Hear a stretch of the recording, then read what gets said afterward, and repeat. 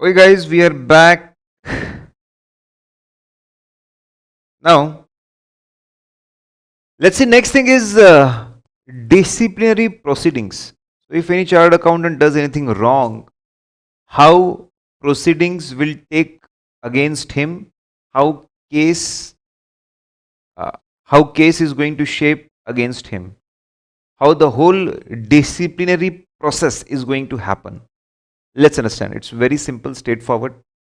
If any chartered accountant does anything wrong, which may be covered in professional misconduct or other misconduct, people can send complaint.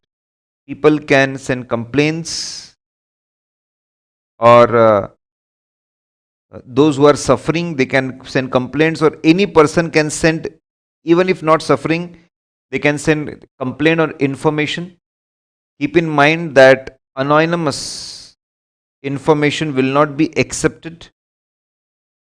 I think they should have allowed anonymous information, but then authenticity of the information will be challenged. So if anyone feels that chartered accountant has done anything wrong, professional misconduct or other misconduct, simply complain or give information to director discipline, to director of disciplinary directorate, to director of disciplinary directorate. Send it to them. So Director of Disciplinary Directorate is an important post. It is a first point contact.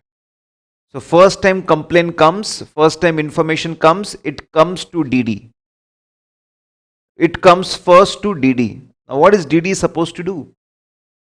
DD is supposed to analyze this complaint. DD is supposed to analyze this complaint, see this complaint, what this complaint is saying, whether prima facie it appears to be a misconduct,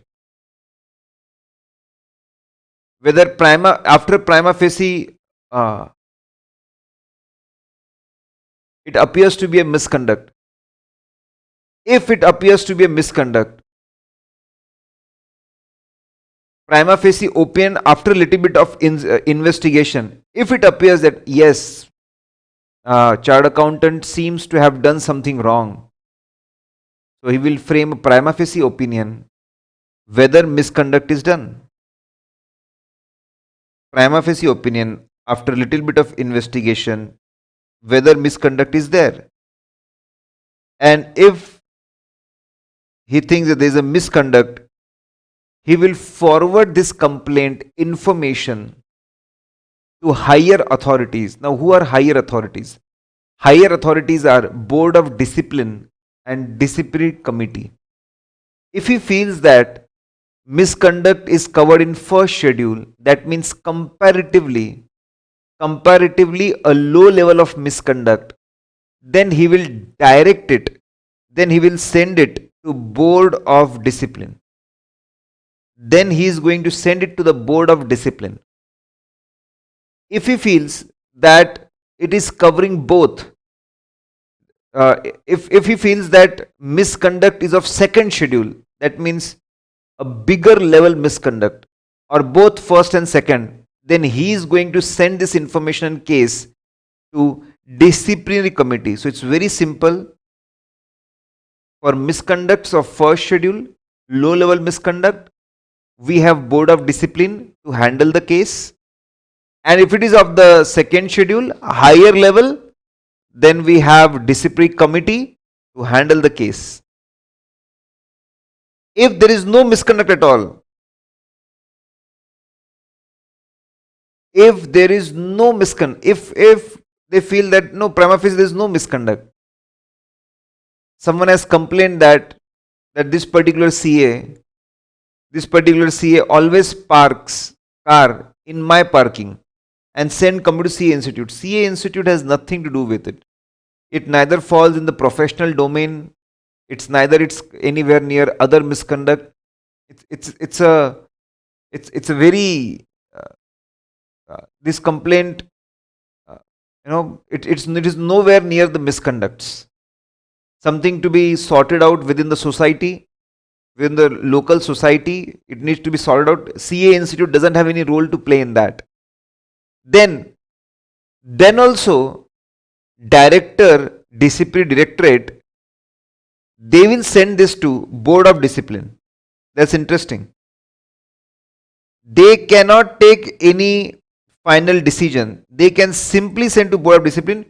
Board of Discipline will study the facts and then they will decide whether investigation should be done or whether it should be closed. Whether it should be closed or whether further investigation should be done. It's very simple, straightforward. So if you see that first point of contact is Director, Discipline Directorate, and then they take prima facie view. For low level misconducts, we have Board of Discipline. For higher level, we have Disciplinary Committee. And even if you want to drop this particular case, then also you have to take help of Board of Discipline. Now, what is difference between these? What is difference between Board of Discipline and Disciplinary Committee? One we know for sure. For low level, it is BOD. For high level, it is DC. Let's understand. Let's understand misconduct covered. Here, first schedule misconducts are covered in, they are going to see first schedule misconducts, and DC is going to see second schedule or both schedule misconducts. Then let's talk about number of members. Board of Discipline are going to see low level misconduct, so only 3 members are there. Here they are going to see high level, so 5 members are there. Who are going to be these 3 members? One person is going to come from council. One person is going to come from council. One person is going to be nominated by central government. Central government wants to know what wrong things are happening in the profession. And chairman is again going to be appointed by the council. So the ultimate control belongs to council. You have one council member, one central government member, and then chairman. When it comes to disciplinary committee, 2 council members. Again, it's a bigger thing, a bigger team. 2 central government nominees, and chairman will be president or vice president. Can you have multiple? Generally, we don't have multiple. Generally, Board of Discipline, but we have multiple DCs, disciplinary committees. Process. For Board of Discipline, you have summary disposal procedure. Summary disposal procedure. For disciplinary committee, you have specific disposal procedure.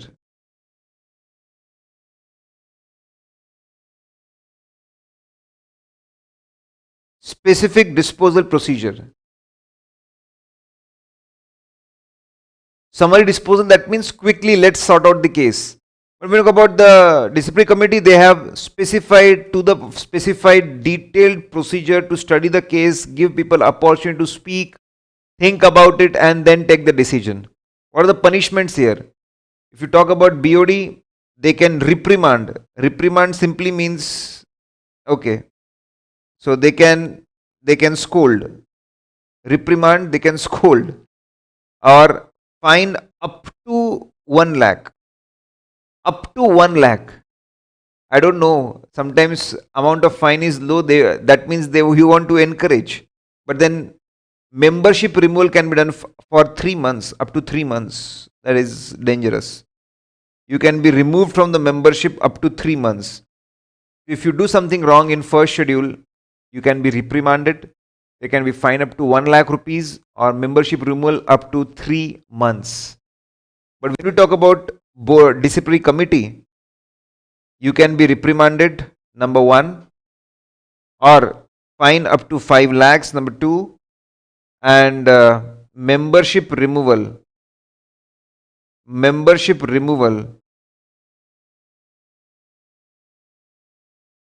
And membership removal can be permanent. So this is a big thing happening. There is a difference between BOD and DC. Can complaint be withdrawn? Of course. The person who have sent the complaint, if they want to withdraw, it can be done. No problem at all.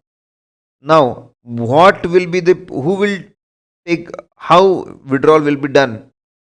Now it depends on where the case is pending right now.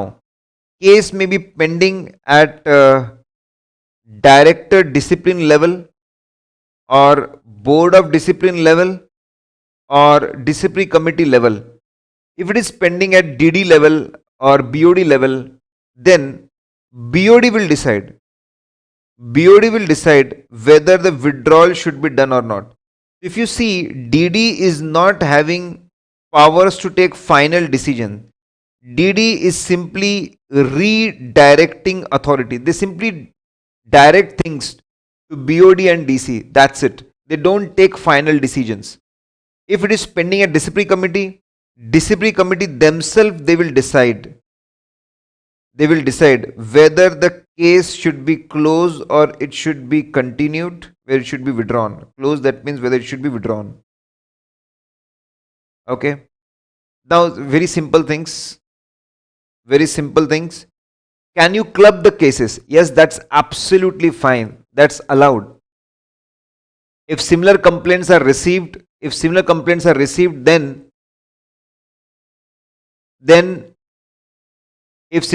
are received, then they can club with if you know, if a chartered accountant has done something wrong with 10 people, all the 10 people will send complaints, it can be clubbed. If similar complaints are received against a chartered accountant, all the complaints can be clubbed and you can deal with all those cases together because it deals with same matter. Something wrong chartered accountant has done with many people. So these board of disciplinary committees, they have power to club the cases or to keep them separate. If case is very old, if there's a time lag of 7 years, it's very old, extra points are there regarding clubbing. And if complaint is very old, time lag of 7 years or more, you are complaining regarding a matter which is 7 years or more older, then director discipline will first talk to BOD. Should we go into such an old matter, because it will be difficult to collect the information, find out the truth. It will be very tedious and a lot of efforts will be required, and people will feel amazed, what is CA Institute doing right now? Before taking any action, they will take permission of BOD. Keep in mind, we are not saying that you cannot complain about old matters. You can definitely complain about the old matters, but before processing such complaints, before taking extra steps, they will first talk to BOD. Is it worth it? Is it worth it that we take this case, because it's a very old case? People are complaining about a very old matter. Something older than 7 years is extremely old, guys. Of course, it's very old. Very old. Now, so we know about disciplinary proceedings. We know about disciplinary proceedings, board of discipline. We know about the withdrawal of complaint. If anyone is not happy with the orders passed by board of discipline,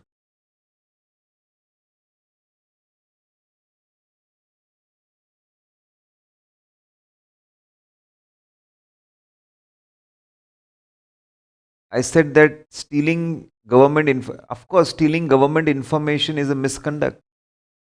Then if it is oral, then it not come in any point. So listen, these are past decided cases. These are past decided cases where documents, confidential government documents were received, and it was proved that chartered accountants are stealing information. They were punished for it. Stealing is stealing. Even if you don't have documents, it can be proved. Today we have technology, phone records, calls, and there can be circumstances which shows money is exchanged, information is given, still it can be proved. Don't take things so literally. It's a guidance that, okay, documents were found and stealing has happened. It's other misconduct. In oral communication also things can be proved. There can be call recordings. There can be other evidences which prove that such thing has happened. Even then it will be other misconduct. Are you getting this point? Don't treat it like a DT or IDT subject. Don't be so finical about the words. Simply a case law is given. There can be other case law also tomorrow in future. Okay. If you're not happy with the order pass, see, so we have seen that director discipline. So director discipline is going to direct things from, is going to simply send information to BOD and DC. They're simply going to send information to BOD and DC. That's what they're going to do. But the final decision will be taken by BOD. Final decision will be taken by BOD and DC. So orders passed by, if you're unhappy with the orders passed by BOD or DC, what you can do? Within 90 days, if you're not happy with the orders which are passed by BOD or DC, within 90 days, chartered accountant may be unhappy, or chartered accountant may be unhappy with the decision. Any aggrieved person or chartered accountant, anyone who is unhappy, sometimes chartered accountant may be unhappy, sometimes the person who have sent the complaint may be unhappy, or sometimes director discipline, he sees that many important points are not considered, which he considered in preliminary investigation. If he is not happy, if anyone is not happy, within 90 days you go to appellate authority. Within 90 days you go to appellate authority and send your complaint there. I am not happy. I'm not happy with the decision. You say that chartered accountant is guilty or is not guilty, and your punishments, I'm not at all happy with the decision. Who will sit in appellate authority? Very interesting. Two past council members. See, present council members are sitting in BOD and DC. Doesn't make again to select present council member. Two past council members, two government nominees, and very important, chairman will be past high court judge, again appointed by government. So if you see, this appellate authority is controlled by the government. They are going to send their two nominees, they are going to send their chairman, and then two past council members. So this appellate authority is in control of the central government. It will be comparatively much stricter than Board of Discipline and Disciplinary Committee. Because BOD and DC are in control of ICAI somewhere, but here it is in control of the government. All the members will be part-time members. Yeah, that's absolutely fine. They are knowledgeable people from different knowledgeable people from different sectors, different positions they have come. It's a part-time. That means whenever there is a case, they will meet, discuss and decide. They are not going to be full-time members of the appellate authority. Term of the chairman, 3 years, maximum age 65 years. If we talk about term of chairman, if you talk about term of member, 3 years, maximum age 62. Even this was targeted in one of the questions, so be careful. So you have appellate authority, you have chairman, you have members. They are knowledgeable, they work for 3 years, maximum is 65, 62. What are their powers? What they can do? They can simply confirm, okay, we think that order which was passed by BOD and DC was appropriate. Order which was passed by BOD or DC was extremely fine, extremely appropriate, no problem at all. We confirm the same order will be implemented. They can either do that, or bigger than that, they can impose penalty on those who did wrong things, gave wrong information, did wrong analysis. Penalty can be imposed on chartered accountants. Or they can, more than that, they can modify the order itself, change the requirements, or they can completely cancel the order completely, or they can resend the case to BOD or DC, that you see what can. So the very simple, they can confirm. More than that, they can increase penalty. More than that, they can modify. More than that, they can set aside, completely cancel the order, or they can send back it to BOD and DC for further analysis. They can pass any order they want. So appellate authority is extremely powerful, and it is definitely bigger. It is definitely bigger than BOD and DC. Always, authority should give opportunity of being heard. That's quite logical and understood. Opportunity of being heard. Chairman member can resign. Okay, fine. You guys can resign. You are welcome. Resign. It will be effective 3 months or new appointment, whichever happens earlier. It will not be effective immediately. 3 months. Okay, you are resigning. Fine. But then stay with us for 3 months. 3 months or new appointment, whichever happens earlier. Let at least someone come. So it's wonderful. 3 years or new appointment, whichever happens earlier. What about they can be removed? Yes, if there's a proven misbehavior. If there's a proven misbehavior, that chartered accountant has done something wrong, authority member has done something wrong, or incapacity, accident happens, something happens, not able to work properly, then inquiry will be proven misbehavior, incapacity. Central government will do inquiry, give opportunity of being heard, and then decide whether the chairperson and member should be removed. If there is a proven misbehavior, there is incapacity to work, inquiry will be done, opportunity of heard being done, and then the person will be punished. Then the person will be removed. So they can resign also, and there can be a removal also. Reference of sections is very simple. The concept of director discipline is explained and spoken about in section 21. Then BOD section 21A. So they are starting from smaller to higher. Then DC 21B. And appellate authority 21C. Just for knowledge, they have not yet asked any such question. We have 21, 21A, 21B, 21C.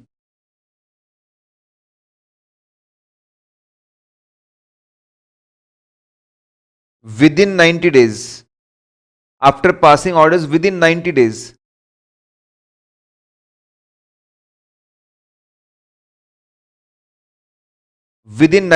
guys. Regional council, again, not very important.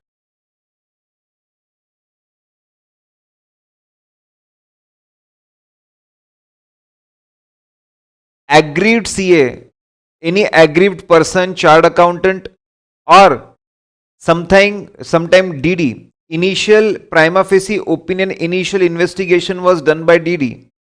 If DD feels that my higher authorities, BOD and DC, they have not given proper order, DD will take permission from ICAI that they have not passed proper order and send this case to appellate authority.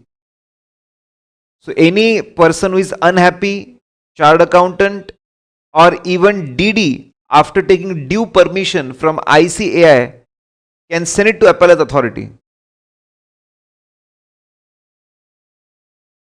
Now, see, we have a huge country, India, and there's so many members, so many students. One council and only committees at national level may not be sufficient to cater to so many needs, so many requirements. Section 23 talks about regional councils. For better management of the profession, of the course, curriculum, you can have regional councils, 5 regional councils. It's simple: east, west, south, north, and central. So, as per section, because of section 23, we have 5 regional council: central, north, east, south, west. We have these regional councils.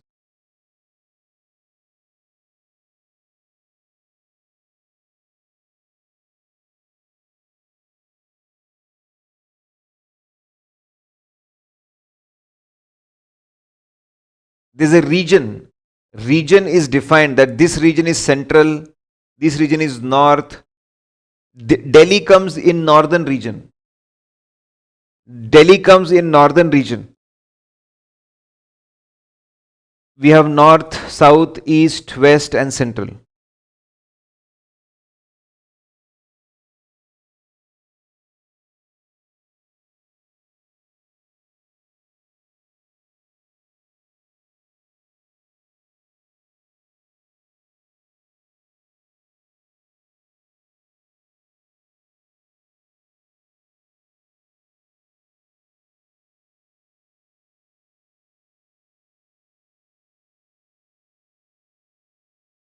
So we got question from Vishnu. First of all, it's a complete English thing. If you're looking for Hindi or English, we have given the links. You can follow that. Okay, it's a complete English thing. So we cannot go to Hindi. And then, if you are unhappy with appellate authority, if you're unhappy with appellate authority, CA Act is silent. CA Act doesn't say anything. CA Act doesn't say anything. But then when you are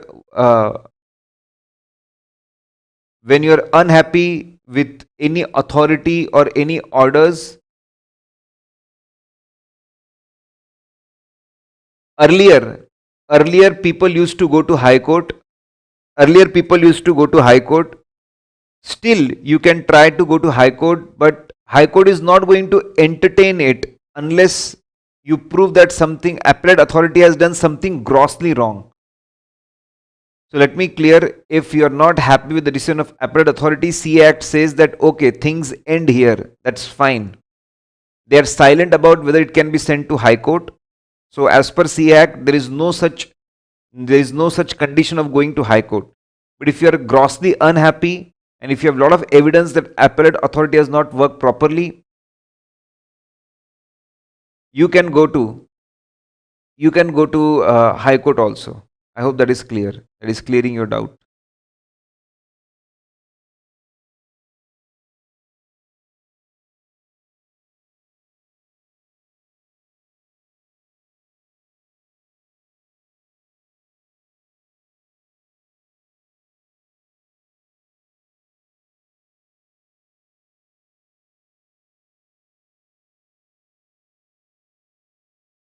Okay. Now,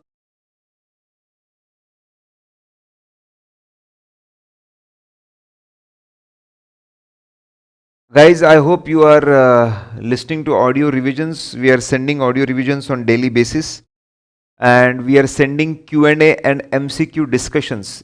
Q&A and MCQ discussions also on daily basis. Okay.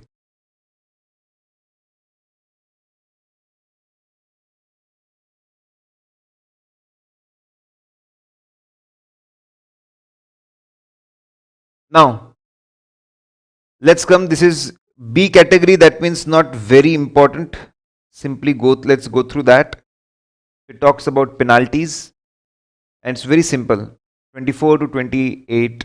So it's chapter 7. Chapter 7 is 24 to 28D. 24 to 28 is for penalties, and 28A to 28D is for quality review. Let's talk about penalties. It's very simple. If a non-CA claims that he is a chartered accountant, if non-CA claims that he is a chartered accountant or uses designation of chartered accountant, non-CA claims that he is a chartered accountant claims designation of chartered accountant.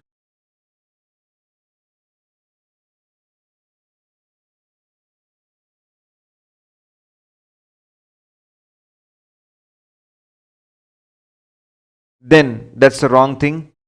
He will be punished. Similarly, if a chartered accountant who is not a COP holder,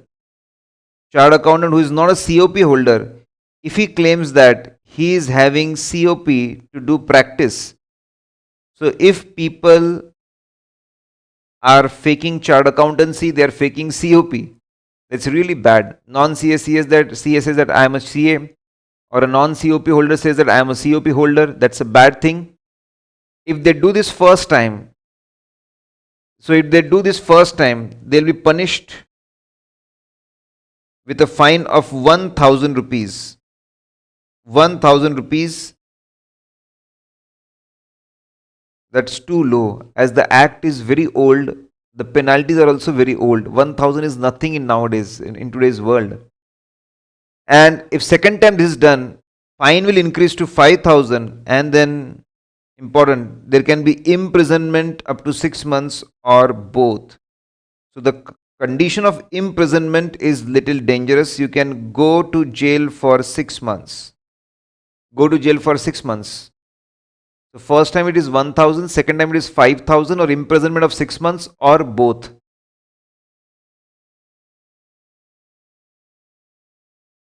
Now, if any institute other than ICAI claims that we give CA degree or degree which is equivalent to chartered accountancy. Now this is limits. If someone try to act like a CA institute, uses similar seal and name, claims to regulate CA profession, if someone tries to impersonate CA institute, that we give degree, then we regulate the profession, uses the same seal name, claims that we give degree, if they do this thing, again the punishment is applicable. In fact, such thing happened. There is a OPJC University in Rajasthan. And they were punished because they were offering and conducting a course in the name of Master of Chartered Accountancy, Master of CA, Bachelor of CA. They wanted to say that, okay,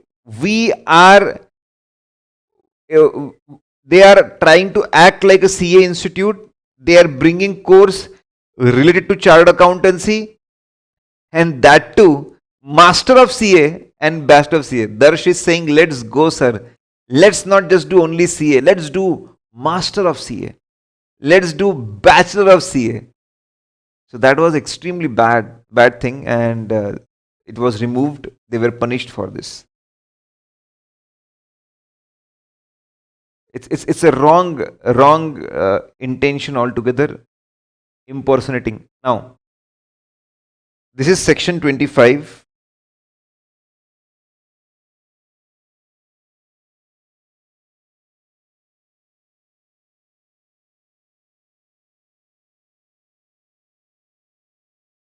Let's see. So first, if people are impersonating, they're faking chartered accountancy, faking COP, faking institute, punished. That is slide number 1. Now, chartered accountants cannot incorporate company for giving accountancy services.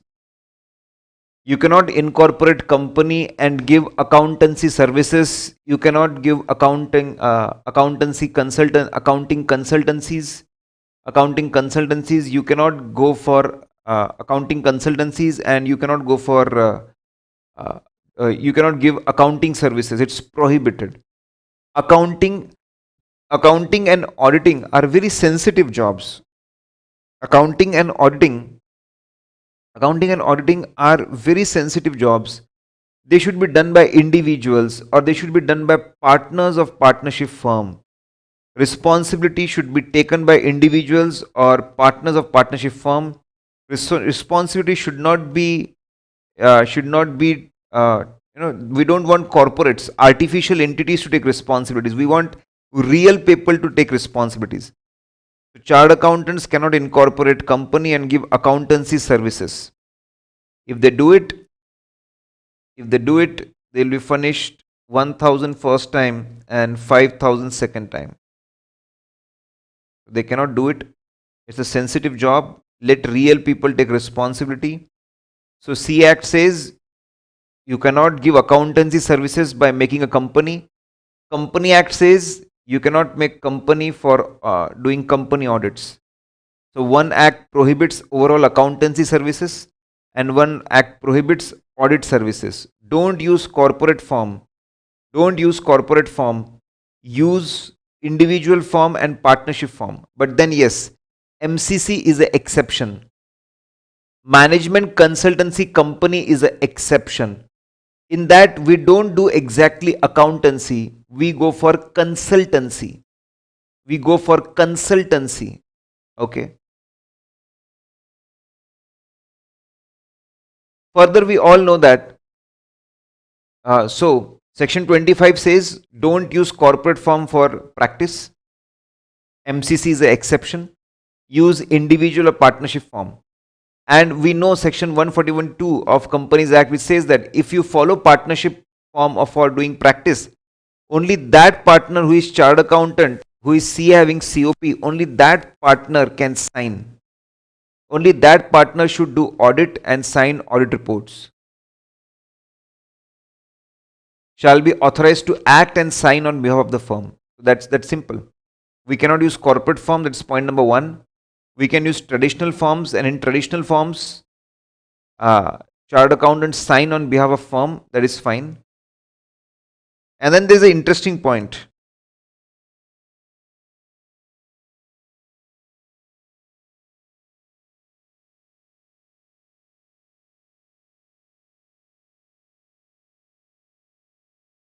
We can do practice in individual form, in partnership form, both Partnership Act under 1932.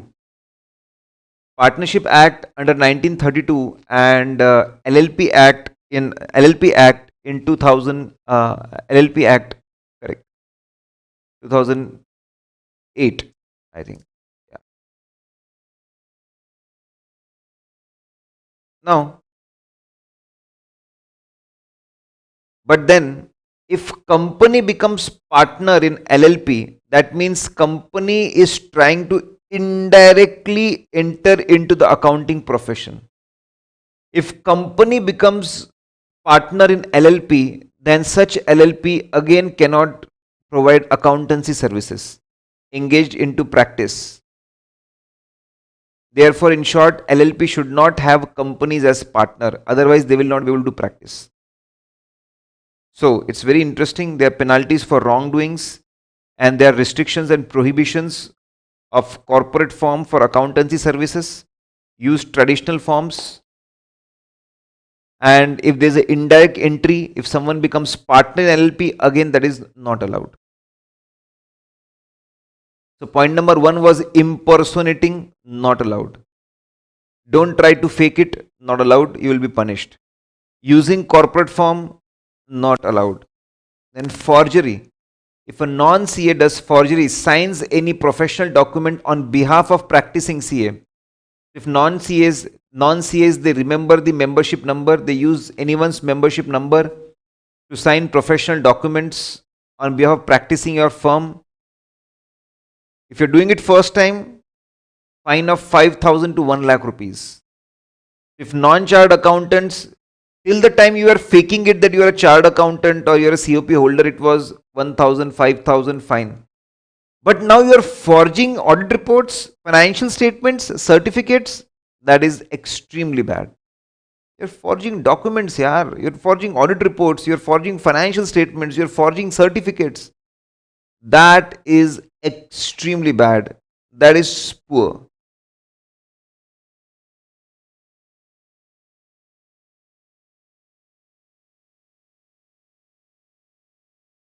signs any professional document on behalf of practicing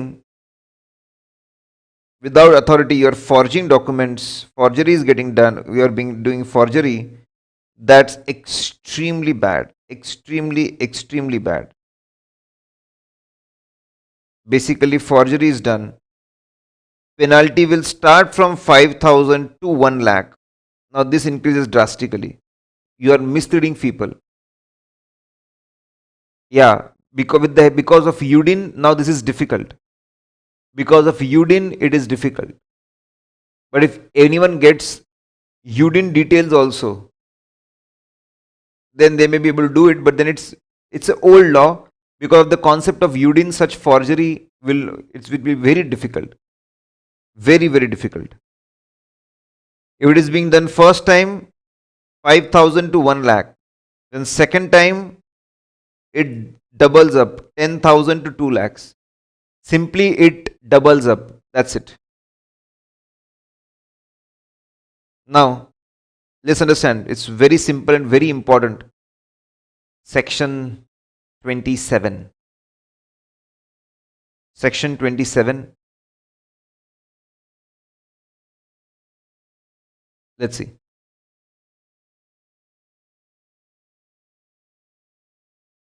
Now, guys,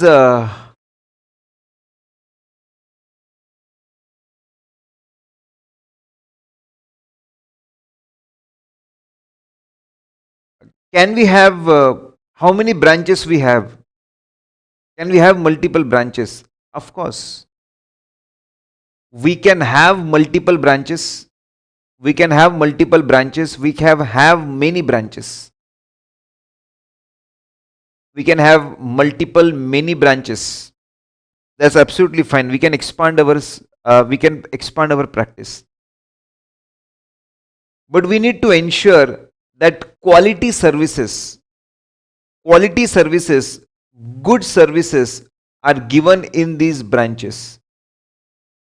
So CA Act section 27 says that it's absolutely fine, open branches, but then there should be a separate in charge.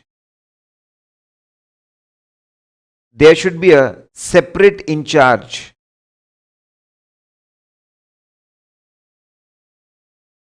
So you can have main office, then you can have branches, but the condition is there should be a separate in charge. Each branch should have a separate in charge. There should be a dedicated in charge, that you are in charge of so and so branch. That means for each and every branch there should be a different separate in charge. You cannot put one person as in charge of two offices. Separate in charge, and this in charge should be a practicing chartered accountant. To maintain the quality, there should be a separate in charge. He should be a practicing chartered accountant. He should be either partner or employee. He should be either full-time partner or full-time employee.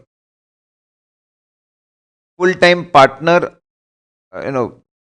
partner is always partner or full-time employee. So you need a separate in charge. He should be a practicing chartered accountant having COP. Either he should be a partner or employee. Sir, can COP holder do job? Yes, he can do it. He can do job. We will discuss about this when we see clause 11. So wait for it. But as of now, just understand that yes, practicing chartered accountant can go for job. And it should be proved that he has active association. How it will be proved that there is an active association? Either he will be resident of the same city. If it is proved that he is resident of same city, then it is assumed that he is having active association. Or if he is not resident of same city, he should attend office at least for 182 days. He should attend office for at least 182 days. So it's very simple, 4 conditions. There should be separate in charge, you should be practicing CA, either a partner or full-time employee. Is an active association should be there. It's all about to maintain the quality of services.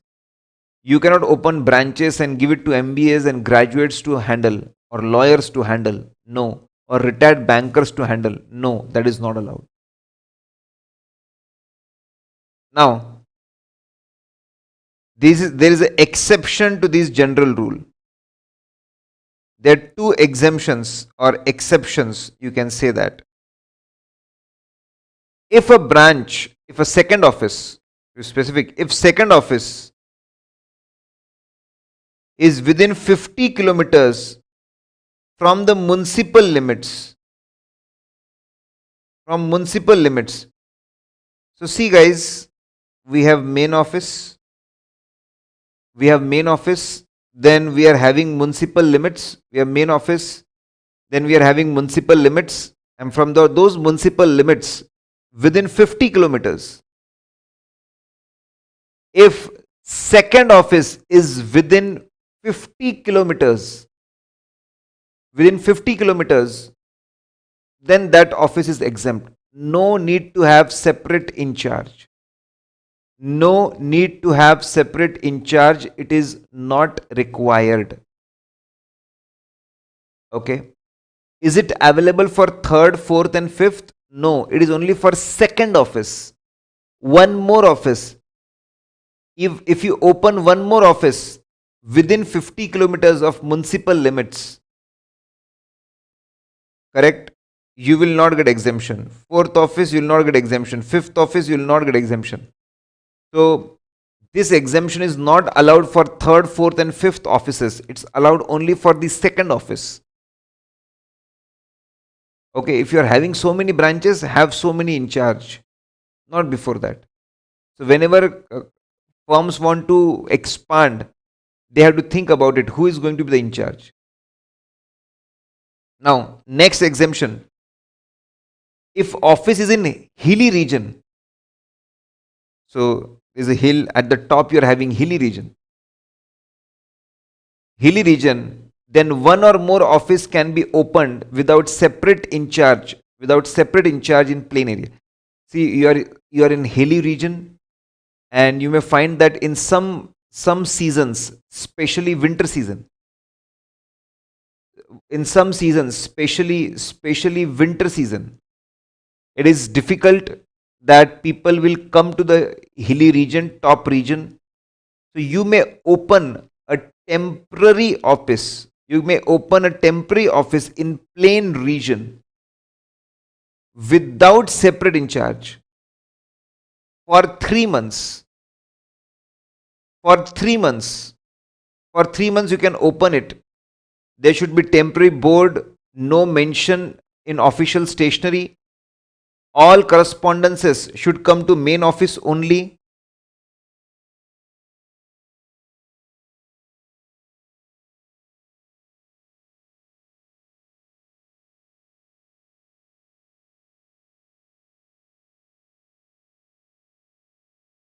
Intimate ICAI when you open the office, when you close the office. Okay. So if you are into a hilly region and you feel that it's very difficult for people to come and go, then you can have one more temporary office in the plain region for 3 months with temporary board, no mention of official stationaries. You need to intimate ICAI when you do it, when you complete it, intimate them. And there is a controversy regarding winter season. They have said that intimation should be sent before winter season. So it is understood that they are going to face problem in winter season. Okay.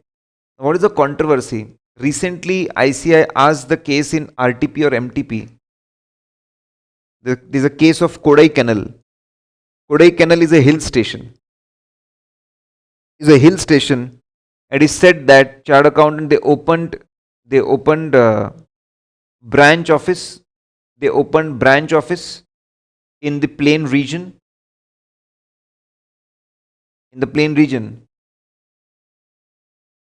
And there is no separate in charge. That's fine. For hilly region, you can open in plain region. Ensure these things. It's a temporary board, no mention official stationery or corresponding main office. Intimate ICAI when you open it and when you close it. And you can do it in winter season. But the problem is, in that ICAI has not taken winter months. They have taken April, May, June, something like that, which are in summer and rainy season. So IC has taken summer and rainy. They don't clearly specify this. We have to assume it is from municipal limits.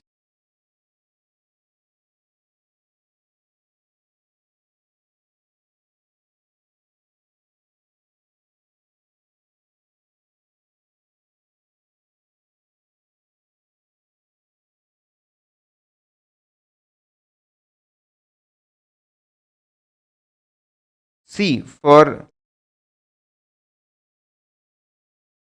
see for solving the case, you need distance from municipal limits. Distance from actual office is not going to be of any use. Distance from actual office is not going to be of any use. Okay, are you getting this point? If no use at all. So whatever they say, we assume that this distance is from municipal limit, then only we'll be able to solve the case. Otherwise, we'll not be able to solve the case.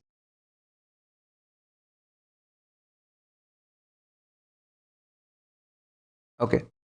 A member can be in charge of two offices if it is located in one and the same accommodation.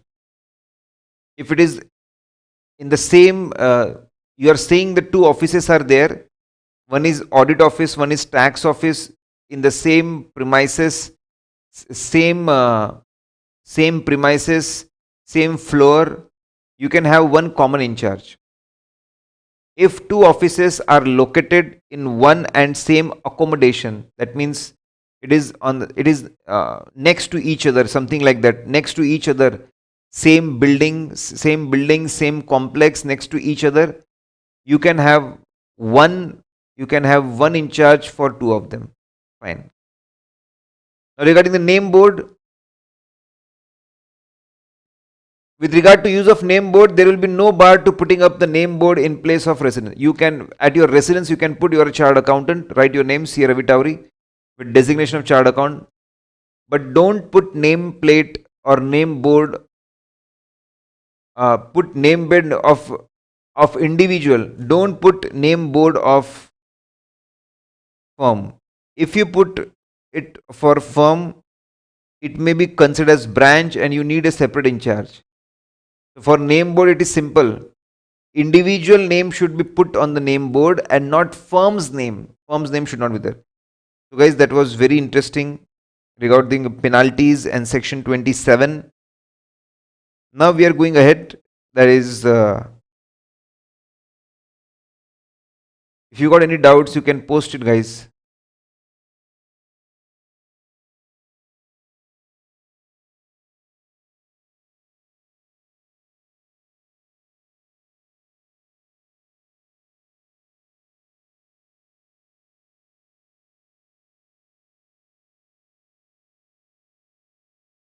You can ask doubts in the live class, and if any of the doubt is not solved, you can simply put it. If any of the doubts is left out, not cleared in the class, put it on auditguru.in.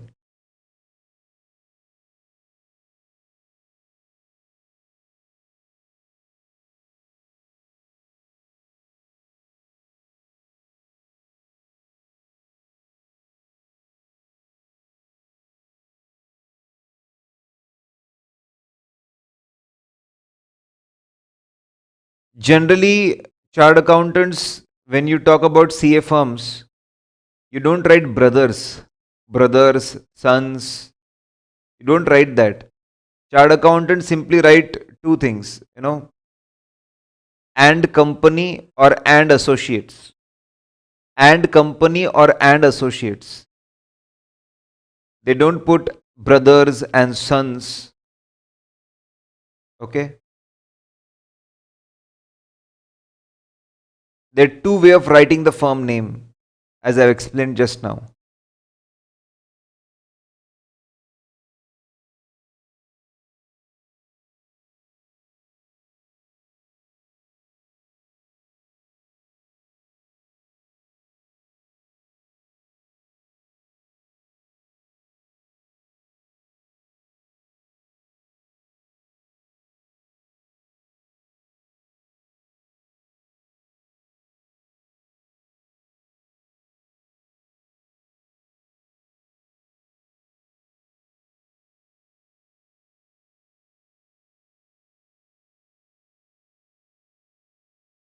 They are saying very simple thing. I think you are complicating it unnecessarily. They are very saying very simple thing.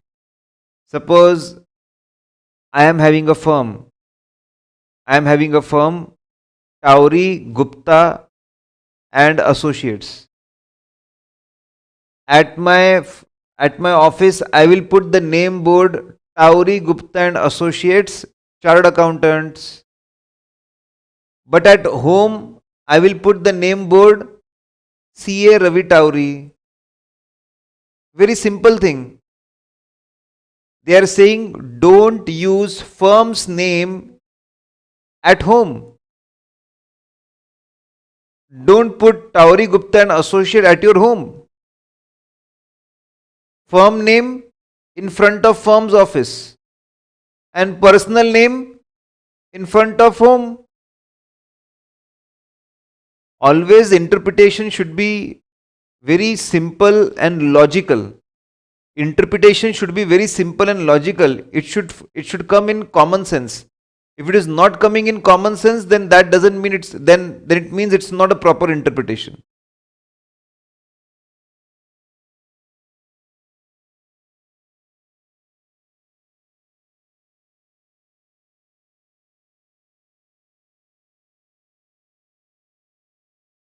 Okay.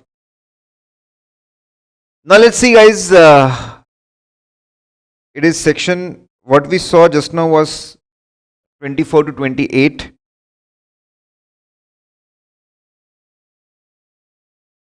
We study a lot of details in quality review chapter and we study with the help of charts. So the origin is here. Section 28A to 28D deals with quality review. It says that quality review board should be formed. 5 members will be nominated from the council.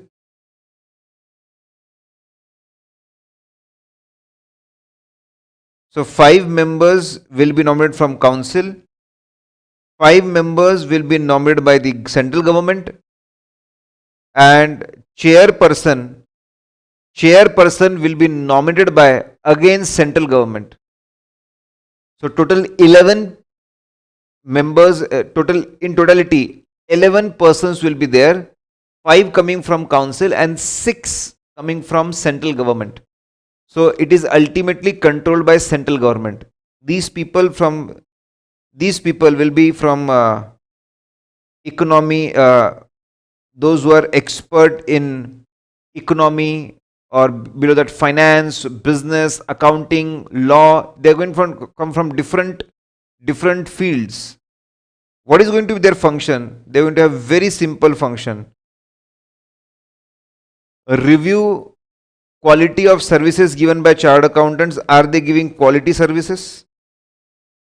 After studying that, guide chartered accountants how they can improve and send recommendations to the council on what they can do to improve quality. It's very simple. See the quality of services, give suggestions to chartered accountants, give recommendations to council how to improve the quality. Now let's see, it's very simple now, it's not important. So guys, wherever questions are asked, those points are extremely important. Those points are extremely important, and apart from that, wherever we give marking of B and C, B maybe, they are little bit more important. Where there is no marking, they are less important. The first part of professional ethics is like that. And then once we start schedules, everything is important. Once we start schedule, every damn thing is important. That's going to be the main part of professional ethics. Now, let's see section 29. It's very simple. Reciprocity. What do you mean by that? If any country bans Indians, it says that Indian chartered accountants cannot come and work in our country in the field of accountancy. They ban Indians or Indian accountants to come and do any kind of work, job, practice in their country.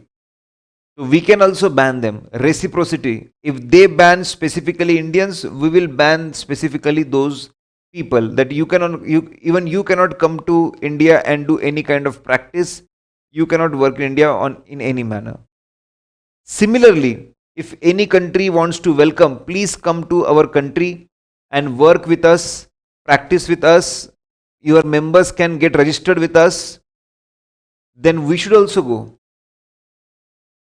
We should also go. We should also allow them that you can come to India, get registered with us, and do the practice. So MOUs, it's only an example here. The list is increasing on continuous basis. So we have MOU under section 29. If they restrict us, we restrict them. They welcome us, we welcome them. We sign MOUs and MRAs. List is increasing. England and Wales, Australia, New Zealand, Ireland. Generally, members of this institute have to pass 4 papers to get ICI membership. So after completing their degree in by respecting institute, they can come to India, pass 4 papers and get ICI membership. Then, so 29 is reciprocity. 29A, central government will make rules how elections will take place. Very simple. How elections will take place, not important, just have one time read it is. How election will take place, who will be the presiding officer who sees elections are taking place properly, how nominations to the councils will take place, how disciplinary committees will function, how investigations will happen, how quality review board will function. So central government can make rules for all these things. Then section 30, council has power to make regulations in specified areas. Council has power to make regulations in specified areas. These areas are similar to functions of council. These should be approved by central government and notified in official gazette. That's what we know. Even if council make regulation, it doesn't get applicable immediately.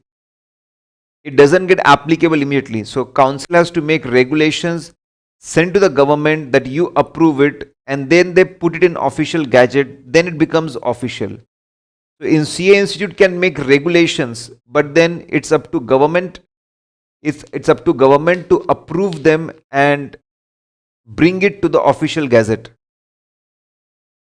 So 29A is simple reciprocity. 29A is about rules. Section 30 is about regulations, how regulations are formed.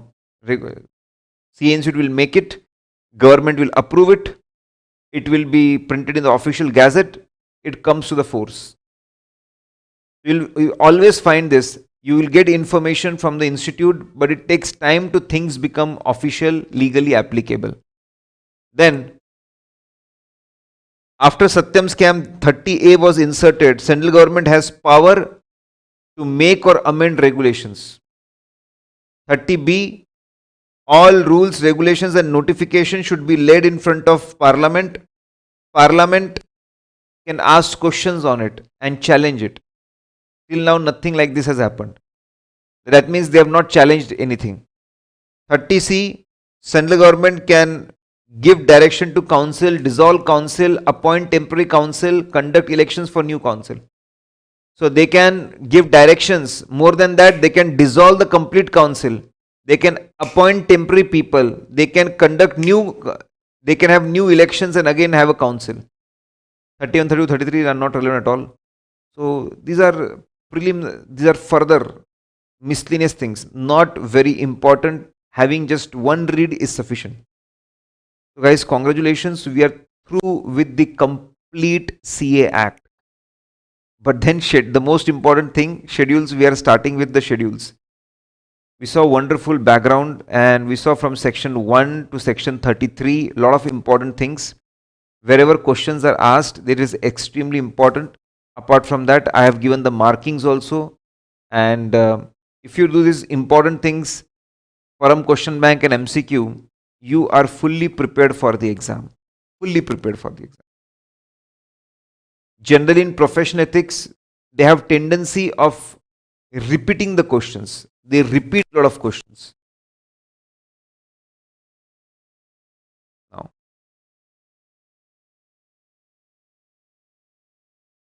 we have first schedule and second schedule, and we are going to have very interesting way of remembering it. We will remember all the clauses within few minutes. Okay. So now, part 1 is having 12 clauses. Part 1 is having 12 clauses. Part 2 is having 2 clauses. Part 3 is having 3 clauses. And then part 4 is having 2 clauses. In totality, it is 19 clauses. So first, and it's extremely important. Don't worry, I am going to make you retain all the clauses with numbers with no efforts at all, effortlessly. We are going to use image recognition technique. The most important thing which is there in professional ethics, these are the schedules. So first part and last part. First part is very big, 12 clauses. Last part is small, 2 clauses. In between, part 2, 2 clause, part 3, 3 clause. In totality, we have 19 clauses. When we talk about second schedule, part 1,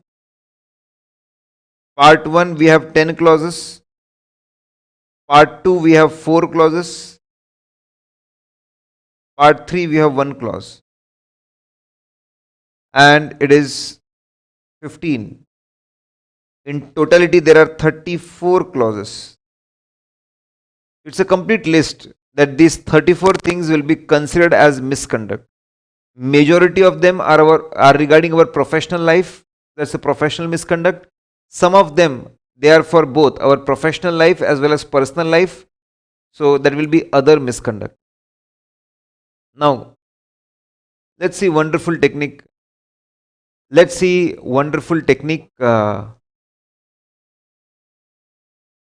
remember. Wonderful technique to remember all the clauses. It's very simple, guys. I call it image recognition technique. You will be able to remember almost all of them effortlessly with proper numbers. Okay, just focus on the images.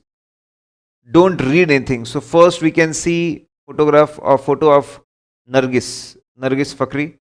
Then we can see blue color shirt, that is Mr. Paresh Rawal. Then next image we can see we have Alia Bhatt, and next we have Prabhudeva. Okay, so we have four celebrities, actors and actresses.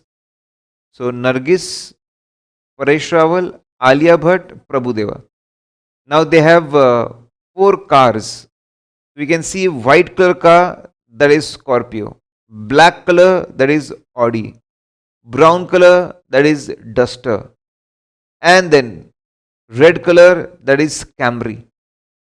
Toyota Camry. Communication with previous auditor. Now don't read the text. Camry. So we are through with the 8 clause. Very simple. Nargis, first clause is regarding who can practice in the name of CA firm. Practicing in name. Who can practice in the name of CA firm, CA firm. We are going to see the clauses. Right now we are simply seeing shortcut.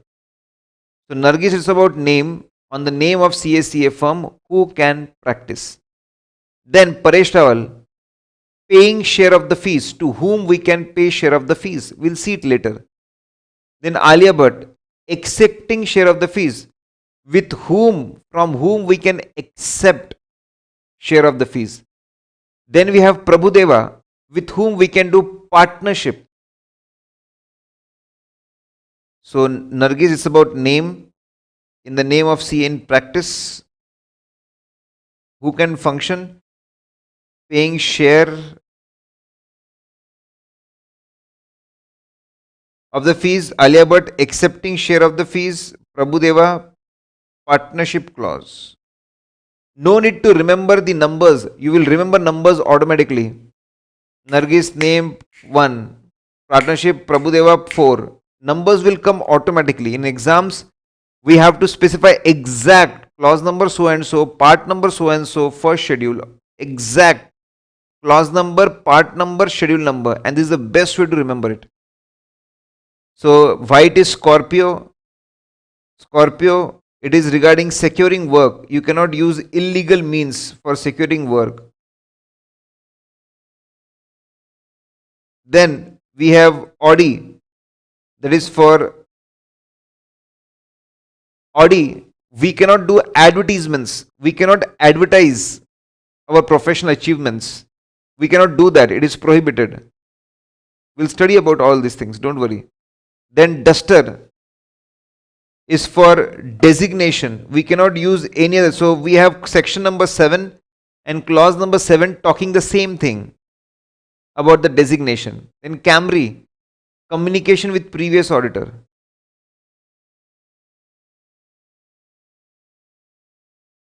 Communication with previous auditor needs to be done. You should always ask previous auditor, is everything fine? Is everything fine? You should always ask that. It's very simple. Nargis, who can practice in name of the CA firm? Paresh Rawal, paying share of the fees. Ali Akbar, accepting share of the fees. Prabhudeva, it's about partnership. Scorpio, who can secure work for CA in practice?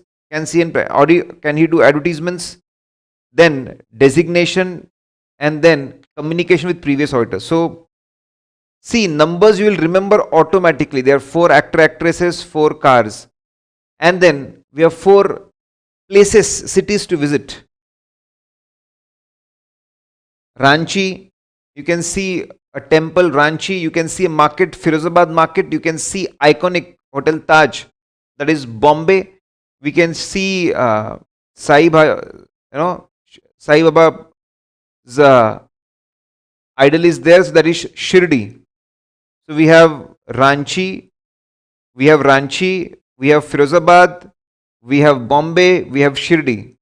So 4 cities, they travel these 4 cities. Ranchi, it's about requirement, compliance of complying with requirement of Companies Act. Whether at the time of appointment Companies Act was followed. Then Firozabad is regarding fees. Bombay is about business or occupation, other business occupation.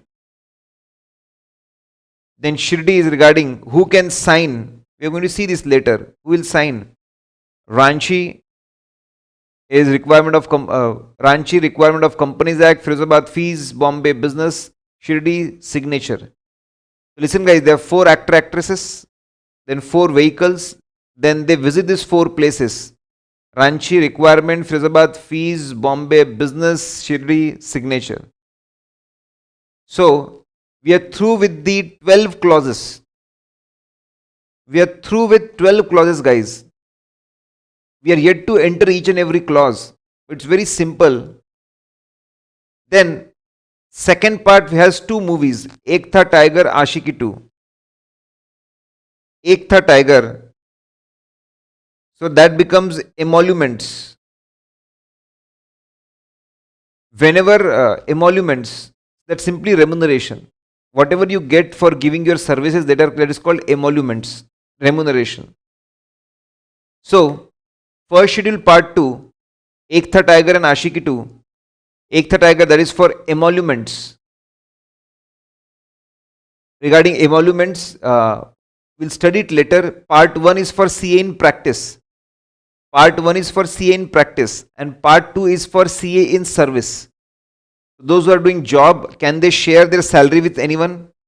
And accepting, can they share fees from anyone? So these are going to be basically copy of above points, paying share of the fees and accepting share of the fees.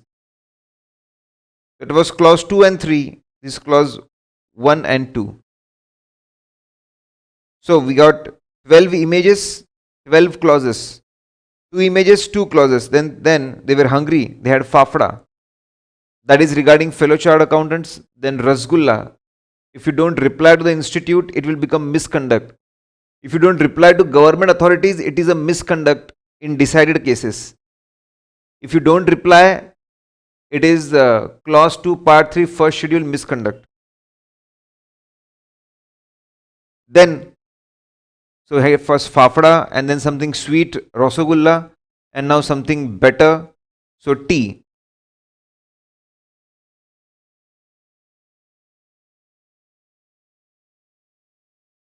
So if we are adding more 3 clauses and then last schedule part 4.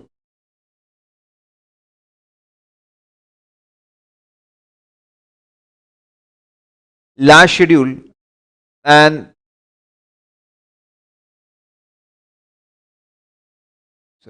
Part 4, first schedule, part 4 is for other misconduct. If chartered accountant is punished with imprisonment, if he's going to jail, imprisonment, irrespective of professional personal reason, it is assumed as other misconduct. If you go to jail, other misconduct. We'll see it later. Obviously, not more than 6 months. If you go to jail more than 6 months, it is other misconduct under second schedule.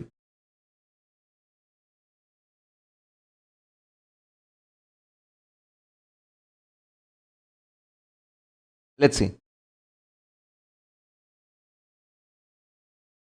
As I said, we are going to see all these clauses one by one later.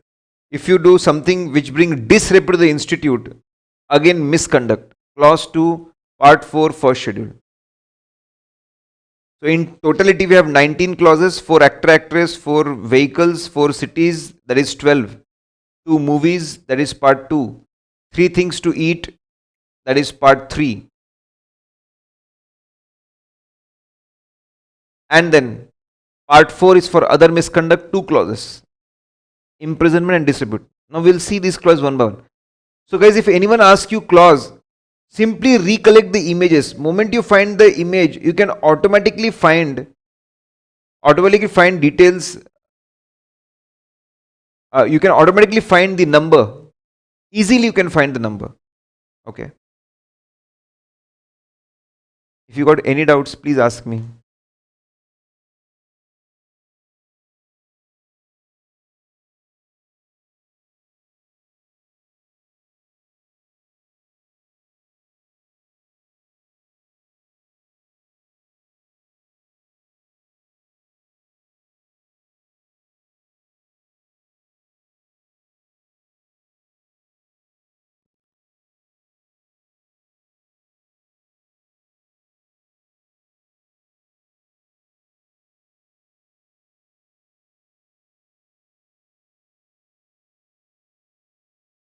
Darsh is discussing altogether a different thing.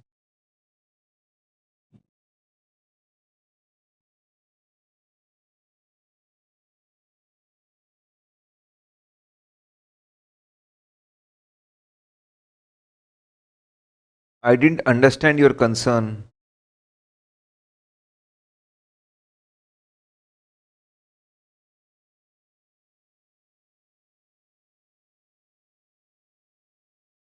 I didn't understand your concern. I have certified copies through RTI, but I didn't get it. You applied for certified copies, correct? You applied for certified copies through RTI and you didn't get the certified copies. This is what you want to say?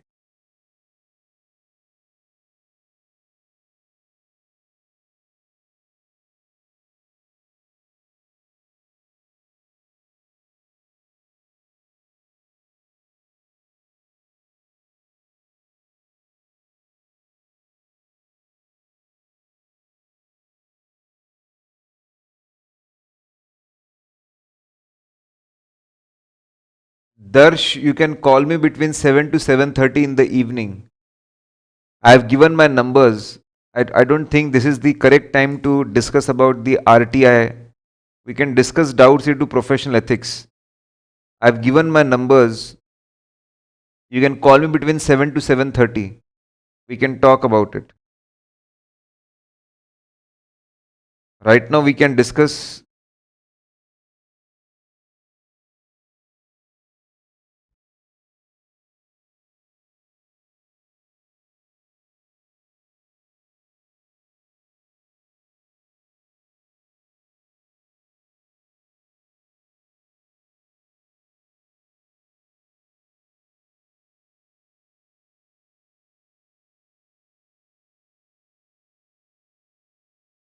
Okay. Now guys, let's start with clauses one by one. Very simple.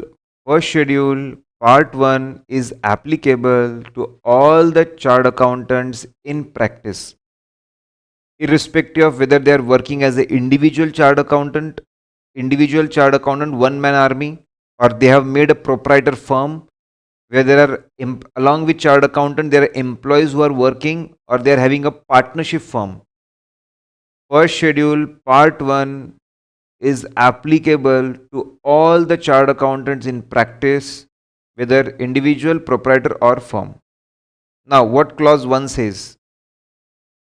Again, again this clause, again this clause is regarding maintaining the quality.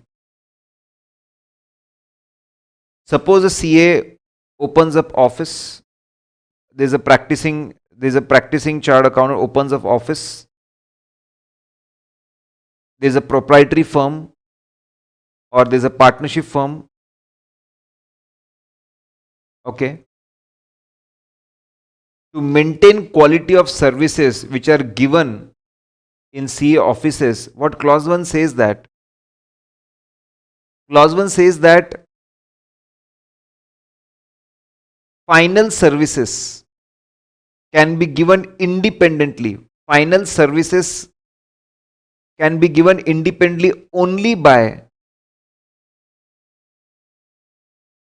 final services can be given independently in the name of CA firm can be given by a person who is in practice, a chartered accountant who is in practice, and second, he should be either partner of the firm or employee of the firm. What they want to say? Listen.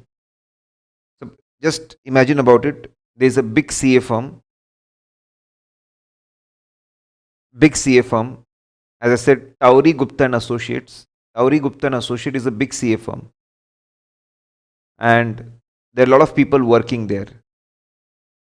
Clients come, so tax advisory is given, tax returns are filed, accounting consultancy is given, audit services are given, and a lot of financial services are given, different services are given. Now, in the firm, clients can be handled independently and final services of taxation, finance, accounting, etc. can be given by whom? Can article do it? Can article handle assignments independently and give final services? No. Can we appoint a graduate to give services on behalf of the firm? No. Clients can be handled independently and final services can be given by knowledgeable people. Who can do it? Who can give services on behalf of CA firm? These people should be knowledgeable and trustworthy. So final independent services can be given on behalf of CA firm only by a person who is chartered accountant in practice. Only by a person who is chartered accountant in practice. And secondly, he should be associated with the firm either as a partner or an employee. Two conditions are there to ensure that quality people are giving quality services. So it's very simple. Can we appoint BCom, MCom, MBA and CFPs to give independently services on the name of the firm? No. CA in practice is required. Can we operate it like a shop? That's what happens in shops. One brother comes, other brother goes. Can we ask our brothers to sit in the office and give services? Brothers, sisters, spouse to give services? No. Can we appoint any? Can we give this? Can we appoint any chartered accountant who is not in practice to give services independently? No. It can be given only by CA in practice. Can it be any CA? No. He has to be associated with the firm, either as a partner or employee. Can we appoint CPA, CFA, FRM? No. He should be C. So there are two conditions. He should be CA in practice, associated as a partner or employee. It's very simple. To maintain quality of services, clients and assignments can be handled independently and final services can be given only on behalf of the firm, only by whom? Chartered account in practice, associated as a partner or associated as an employee. Is point clear? There's only one case. There's only one case. See, we have only one case is there where we'll cover them in Q&A session. We are going to cover that. Very simple case is there. Now listen guys. So once we first explain the logic of the clause, then the clause itself, and then we explain, and then we give the bare act also. Bare act also. See what we have written. Try to write all the content as given in below clause. To cram language is difficult for few. It's not necessary to write each and every word as it is, but the content and its meaning should be same with all points covered. So don't try, what you can do, you cannot cram each and every word. See, first line is always common in all the clauses. A chartered accountant in practice is deemed to be guilty of professional misconduct. What they're saying, we will assume that chartered accountant has done wrong thing if so and so activity is done. So we are not bothered whether any third party is harmed, whether anyone incurred the losses, whether it was intentional, unintentional. If this activity is done, but this activity will be done. Okay.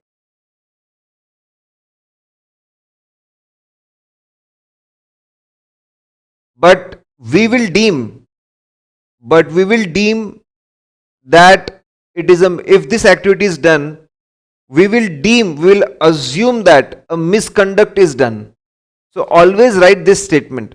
A chartered accountant in practice will be deemed to be guilty of professional misconduct if following activity is done. What is following activity? If you allow any person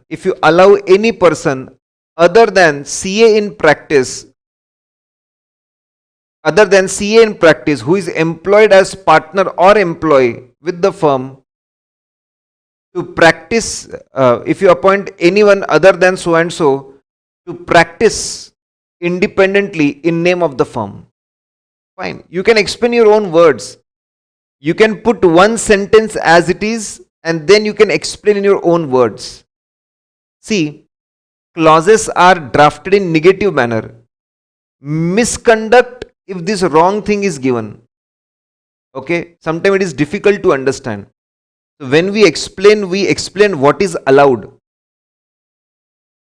This is allowed. It is easy to understand, easy to retain. So understand in this manner, think in this manner, solve cases in this manner. But when you have to write in this manner. Give this first sentence and use your own words to explain it. Okay. Now, next is, and this may be the last clause for the day. There is clause number 2. Lot of cases. CNO 660, 662, 662.010. Lot of cases are there. Let's see, guys. It's very simple. A practicing chartered accountant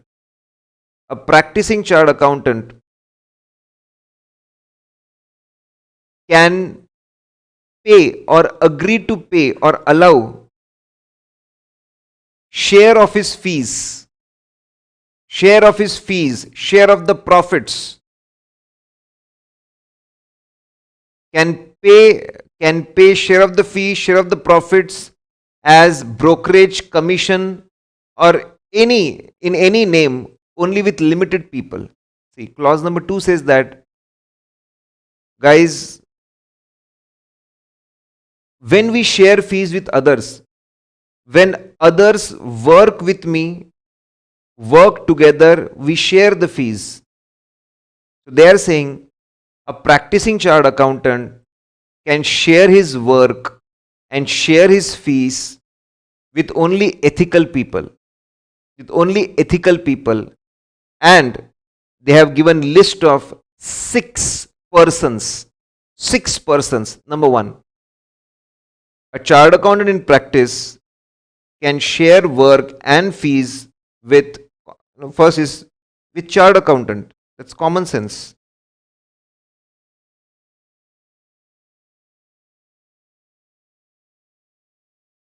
We can share work and share fees with chartered accountants. Then we can do it with our partners. Yes, we can do it. That's why you have entered into partnership. That's why you have entered into partnership.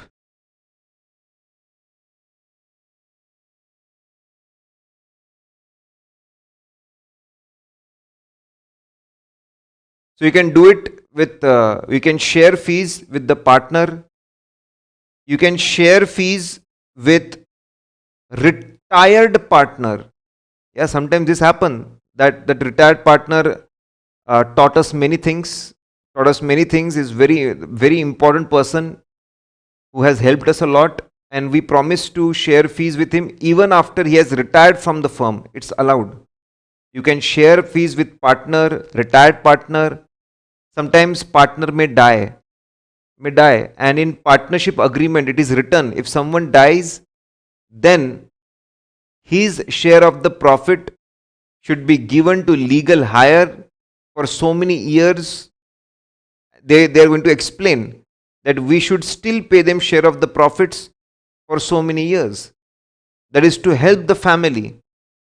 So sharing can happen with the legal hire of the deceased, the partner who has died, but provided it should be specified in partnership deed.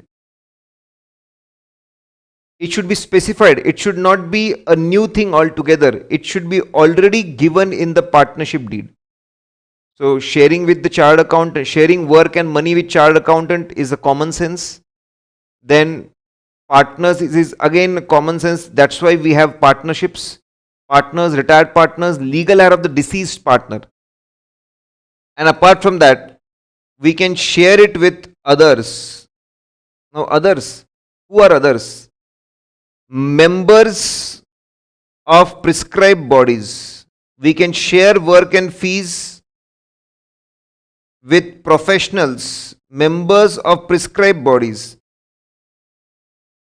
with other professionals also. We can share our work and fees with members of other professional bodies also. So we'll have to see the list of the professional bodies. We can share work and fees with persons who are having good qualifications. So list is given regarding qualification also. It's very simple. We can do sharing with chartered accountants, we can do with partners, we can do with others whose professional bodies and qualifications are specified. Whose professional bodies where things are specified. Now let's see.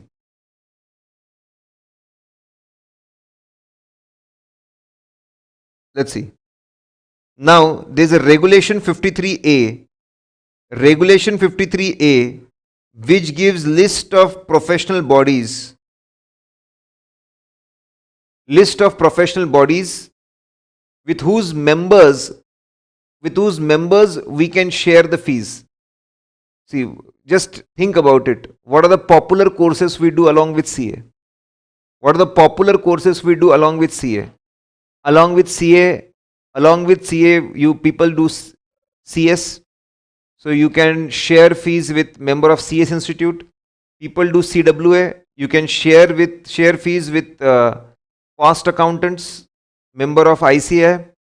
Then people do LLB also. You can share fees with bar with members of Bar Council of India. Then some people rarely, so I have arranged in a sequence. Many people do CS, so that is at the top. Then some do CWA, some do LLP, and rarely people do actuary course. So you can, Indian Institute of Actuary, you can share fees with them also. So you can share fees with CS Institute, Cost Institute members, CS Institute members, Cost Institute members, members of Bar Council of India, members of Indian Institute of Actuaries.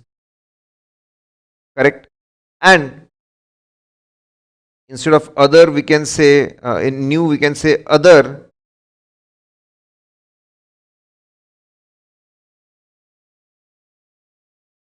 Sharing can be done by Indian Institute of Architect, members of Indian Institute of Architect also. Out of 5, 4 are very famous, very popular. Very famous, very popular. You can do sharing with them. And one is other, not very popular. We can do sharing with members of Indian Institute of Architect. Then we can do sharing with people having prescribed qualifications. So Regulation 53A gives us 2 lists. List of professional bodies,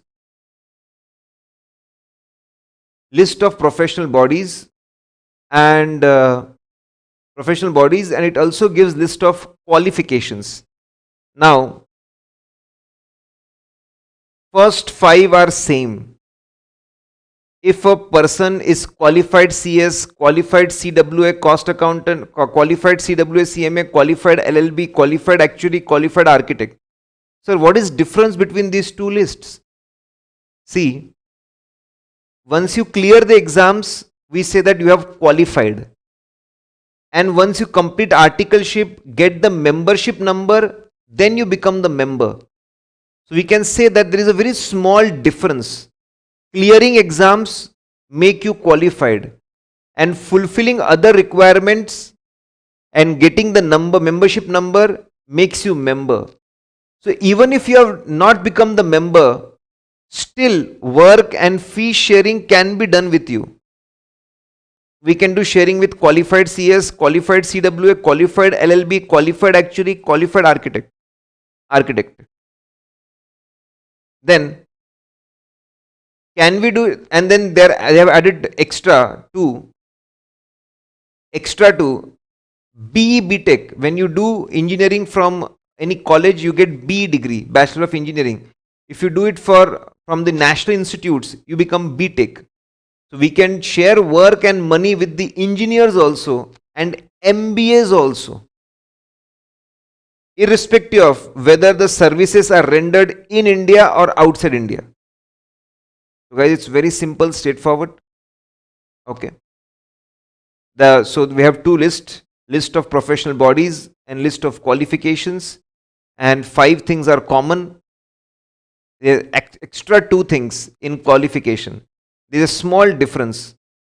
When you clear exams, you become qualified, and when you fulfill more things, you become member of the institutes. Let's see these cases quickly. Can we do sharing with employees? Can we share fees with employees in the name of, in any office allowance? If employee is covered in the clause, we can do it. If it is not covered in any of the clauses, if he is not a chartered accountant, he is not a chartered accountant, he is not partner or related to them, he is not member of professional body, he is not having qualifications, if he is not falling in these categories, we cannot share fees with him. If any problem is silent, we always take assumption in such a manner that the person is guilty. If sharing is happening with the employee, no details are given, that means he is not caught in the clause, it is a contravention of clause, it will be considered as professional misconduct. Then, can we do sharing with the finance company? So CA does a very intelligent thing. give me loan at 6% and at low interest rate, I will share profits with you. Finance company is not in the list, not allowed. Can he share percentage of fees with cooperative societies? No, he is doing cooperative audits. And whatever fees he is getting from cooperative audit, he is sharing with the state government. Sir, what is this? Some state government says that if you get fees from doing audit of cooperative society, then 4 to 5%, maybe some percentage of the fees should be given to state government as administrative charges, as a contribution towards administrative charges or administrative cost. Can this sharing be done? State government is not in the list. Can sharing be done? Answer is yes. It is not a voluntary sharing. It is a mandatory sharing as per the law made by state government. So I will say that it is like a tax. It is not a voluntary sharing. It is like a tax. It is allowed.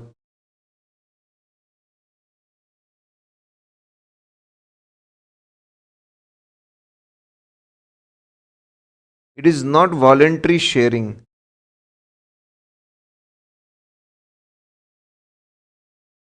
It's like a tax. It is allowed. Can we do sharing with CPA and CFA? CPA and CFA, they are not covered in professional bodies. They are not covered in professional qualifications. Not allowed. What if qualifications are from foreign universities?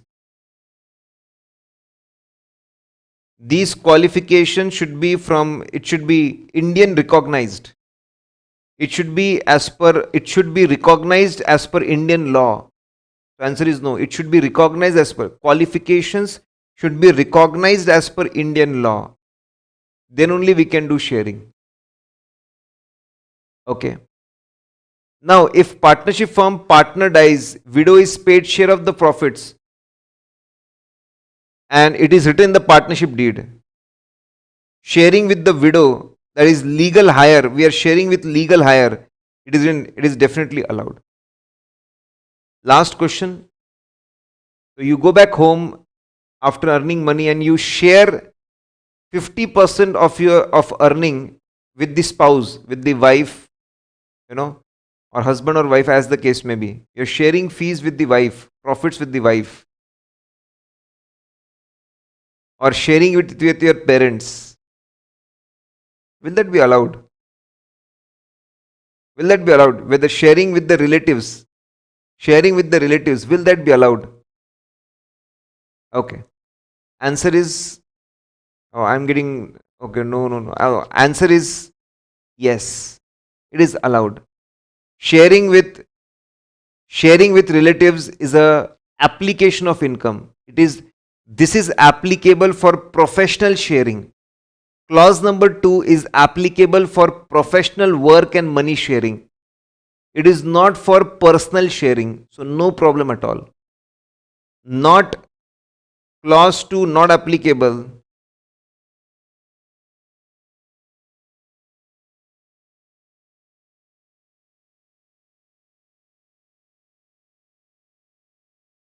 It is like application of income. I can do anything with what money I have earned.